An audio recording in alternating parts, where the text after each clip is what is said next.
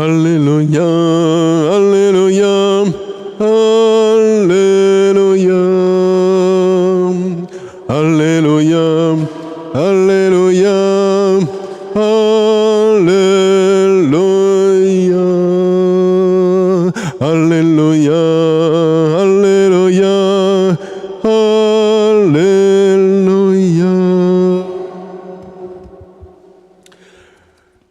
Venez à moi, vous tous qui peinez sous le poids du fardeau, dit le Seigneur,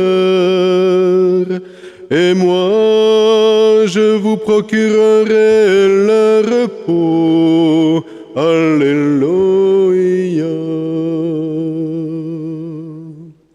Alléluia, Alléluia, Alléluia. Alléluia, Alléluia, Alléluia. Le Seigneur soit avec vous. Évangile de Jésus-Christ selon saint Matthieu. Gloire à toi, Seigneur. En ce temps-là, voyant les fous... Qu'est-ce que c'est que tout ça?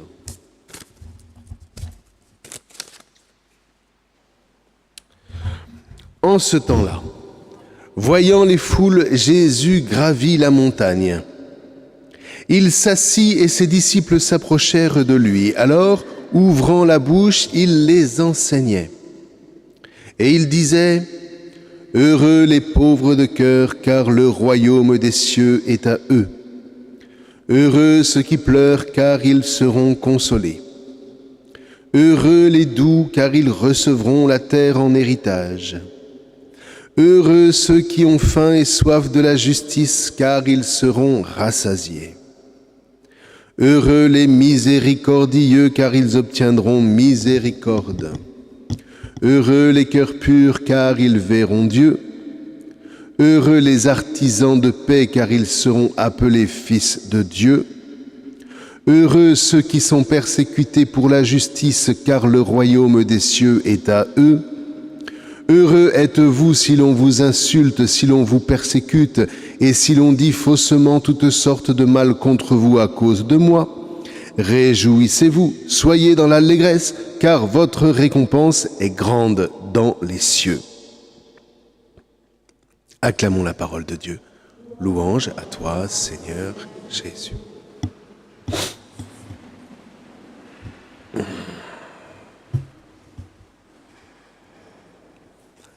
Alors, deux choses.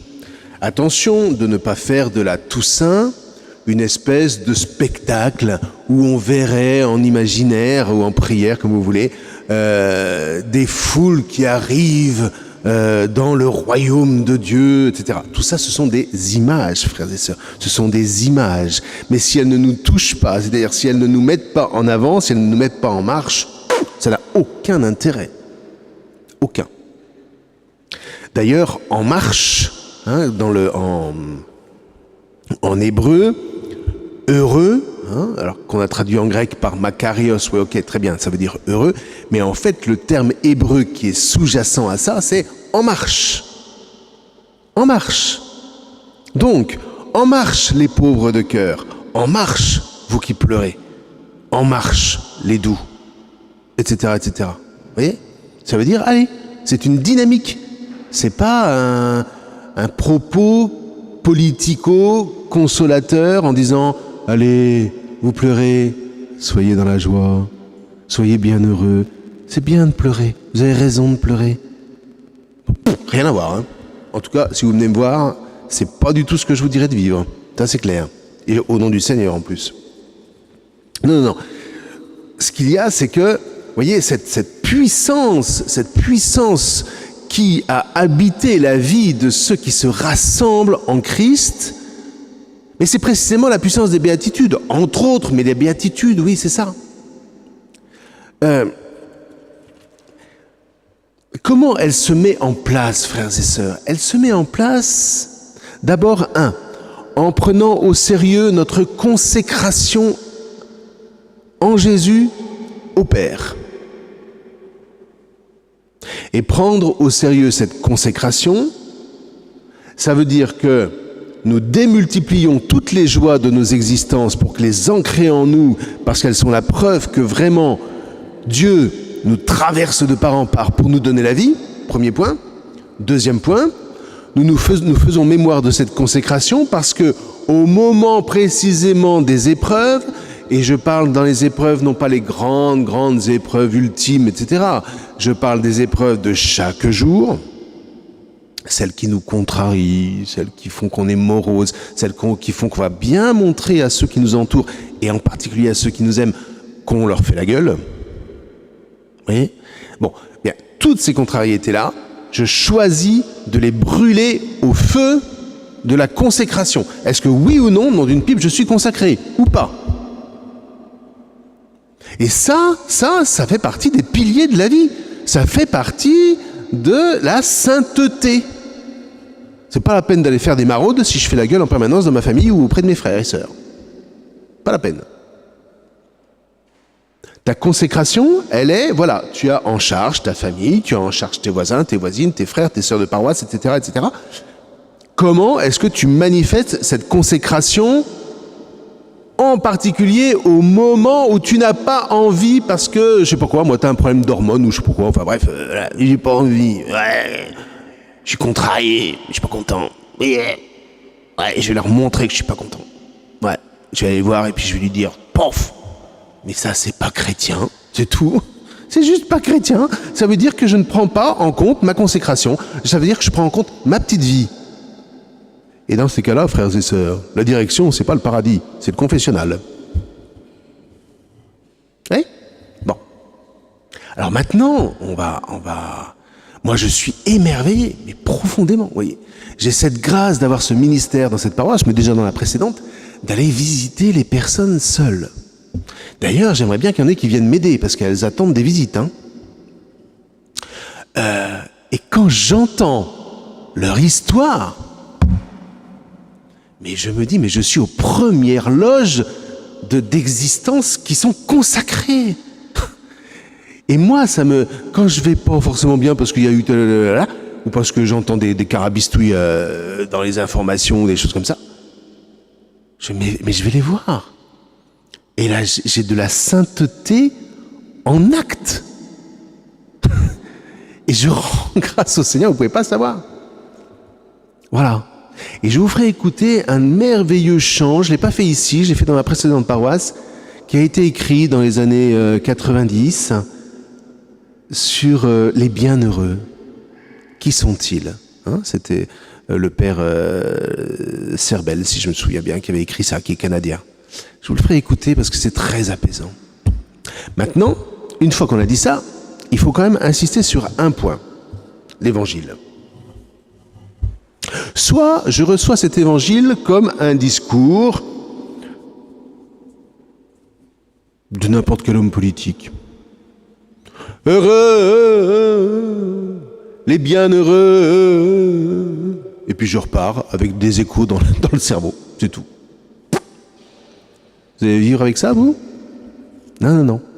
Il faut se rappeler comment Jésus a enseigné ça. Et moi, j'adore ça parce qu'on vient de le redécouvrir, hein, il n'y a même pas 20 ans, avec la tradition syriaque. En fait, il ne faut pas imaginer que Jésus était devant un parterre de 10 000 personnes et puis que rien qu'en criant, il leur enseignait ça. Non. Il a rassemblé 6 apôtres et il leur a dit « Heureux les pauvres de cœur, car le royaume des cieux est à eux. » Heureux les pauvres de cœur, car le royaume des cieux est à eux. Pierre, répète. Heureux les pauvres de cœur, car le royaume des cieux est à eux. Nathanaël, répète. Heureux les pauvres de cœur, car le royaume des cieux est à eux. Jacques, vas-y, répète.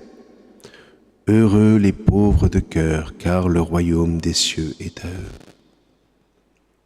Jacques et Jean, cessez de vous chamailler, répétez. Heureux les pauvres de cœur, car le royaume des cieux est à eux. Heureux les pauvres de cœur, car le royaume des cieux est à eux. Tous ensemble. Heureux les pauvres de cœur, car le royaume des cieux est à eux. Et c'est comme ça que c'est rentré. Par cœur. Par cœur. Et ensuite, le discours a pu être démultiplié, parce qu'à partir du moment où vous le savez par cœur, vous faites des petits groupes, ce qu'on appellerait aujourd'hui des fraternités, et on le fait répéter à d'autres. Et ces paroles, une fois qu'elles sont dans le cœur, vous ne les oubliez pas. Et donc elles deviennent une ressource au moment précisément où par vous-même, vous n'avez plus de force. Et vous sentez qu'à travers ces paroles qui vous habitent, mais c'est la vie et c'est la sainteté qui vous habite. Et voilà les saints qui sont ensuite accueillis au royaume de Dieu. Le royaume de Dieu est à vous.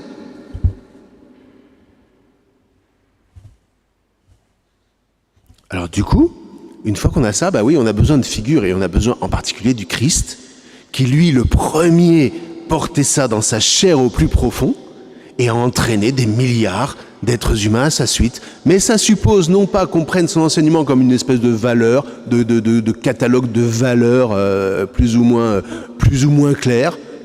Aimez-vous les uns les autres, oui, voilà. Mais ça suppose qu'on apprenne par cœur son enseignement, frères et sœurs. Et ça n'est pas...